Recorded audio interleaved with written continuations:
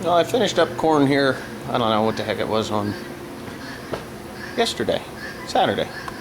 And because of all the rain that we had, I haven't finished my work that I was supposed to do all summer long. So, now that I'm done with the corn, I have to get back to my summer work that I didn't do. And of course, it's going to be December in a couple of days, and things aren't drying out as well as they should, as if it was summer. But I have about 600 acres of hay that I have to make yet. So what I'm doing is getting my self-propelled mower. I'm changing all the knives in the cutter bar here. I think this one here was okay. No, this one here is brand new. I'm doing the left sides first. Well, they call them left. This one turns to the left. So every other one turns to the left. I'm doing them first, then I'll come back and I'll do the rights. But let me give you a little overview of this thing. It is 15.5 foot of cut. That whole cutter bar system there. It's a case, IH, which is the same as the New Holland. I don't know what the numbers were. I think they were the W. But it has a case Cummins engine. It's a 6.7 liter engine. That's 230, about 235 horsepower, I guess is what they're saying. wd2303. It has a huge radiator, intercooler, and this little gizmo. It's run by a, it's on a clutch, but if you could see it up there, they're inside. There's an electric motor. And this is actually, this little plastic boot thing is a vacuum cleaner. So anything that lands on this screen or gets sucked fast to that screen, that tube will suck it right back off of there. And I come around the other side, nice big case letters. This is the electro-hydraulic manifold. It is common rail. So this is the fuel pump here. And what that does is just supplies a certain pressure of fuel to the injectors that are up here someplace. I believe here's the rail here. And that the electronic injectors open up and close and give it the right amount of fuel to produce the most power for the fuel. I'll get the best. On the back side or the bottom of this thing, there are crusher rolls in the back. Now they're removable. If I just want to swath something like oats or rye, which I may be doing this summer, I'm not sure whether I'm going to swath it or not.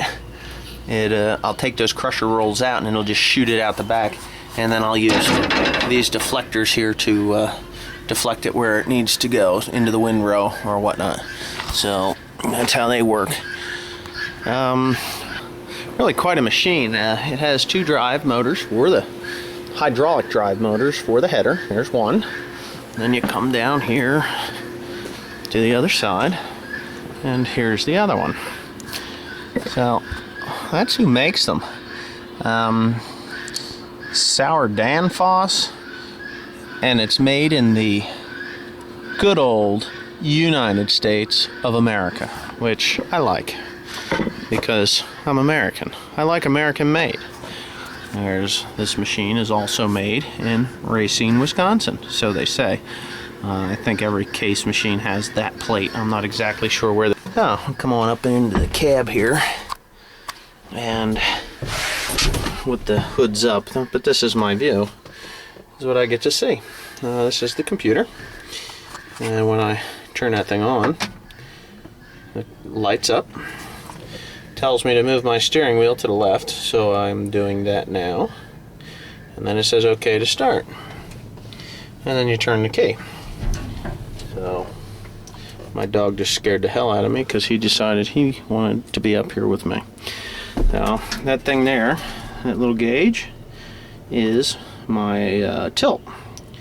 So 6 being the least, or 1 being the least aggressive, and 6 being the most aggressive. closest to the ground. So the angle of attack is pointed. The blade tips are closest to the ground at number 6. Oh, and that is all controlled right here. This one here controls my, you know, the angle of attack. This here, up, down. So when I push that up, I have to hold it to come up. But when I drop it, I just hit it once and she'll drop like a box of rocks. So this is the power takeoff. So when I get to the field and I want to, you know, start mowing hay, I just boop, pull up on that thing and off she'll go. When I want to, if I have to shut it off in a hurry, boom, you hit it and it goes down. This little lever here, button here, is reverse. So if I get something in there that's kind of causing me problems, I throw it into reverse, pull up on the lever, it'll go into reverse, it'll cycle, it'll just go a little bit, just enough to get the clog out, and then I'll put it in forward and go back to work. These switches here adjust the pressure of the header on the ground, and this is my speeds. I have first and second gear. It is fully hydrostatic. I mean, this thing, you know, forward is full forward, and it goes about 17 miles an hour, not 18, 17 miles an hour, and reverse. Now, a little bit tricky when you go in reverse because you have to think backwards, because those wheels are hydraulic drive motors. They steer it also. So if you're steering right and forward, it's going to steer the back end of your machine to the right, even though when you're in reverse, it'll steer it like you're going to make a left hand or a right hand turn, but it'll be backwards when you're in reverse. So, and it's got for winter time, it's got a preheat button for the glow plugs, and this is your throttle. Yeah, you just hit it once and it'll go down, or hit it once and it's big time lights. I mean, there's lights. This thing will light up like a Christmas tree. So that's about it. I mean, the 4-way flashers are here, which they all work because I do a lot of nighttime travel in the summertime on the roads, going from field to field, farm to farm, because I can mow a couple hundred acres, about 120 acres a day, 150 acres a day if I really work hard at it, and if the fields are smooth. I got a little idiot horn here, turn signals. They won't work unless the lights are on, but I think the horn does. Yep, the horn does work. And if I want to have a passenger, which I do more times than not, it has a full, nice little seat, including a seat belt in there. And I do recommend you put the seat belt on. And the air cleaner is that's a pre-cleaner from Donaldson, top spin, and that thing really works well. It was $98,000 this setup. From the tractor was 70, I think 74, and that there was 24 and change. You know, 74 and change and 24 and change. It was like $98,600. Yeah, it's a very expensive piece of equipment, but it does the job. This year I've done a little over 1,400 acres. Like I said, I got 600 to go. It's just been a real struggle trying to get it all done. So yeah, so I'm hoping that December's a lot drier than what July and August and September and October were, because in October I had to stop and go ahead and head into the soybeans and the corn. And I got like 60 loads of hay, tractor trail loads of hay, that have to be baled yet and shipped out to the mushroom barns, which is where I go with them. About 3 days a week I go down there.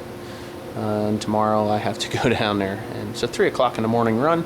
I get back here by 8:30, so it's not too bad, and then I get a full day's work in. So that's my mower, and I hope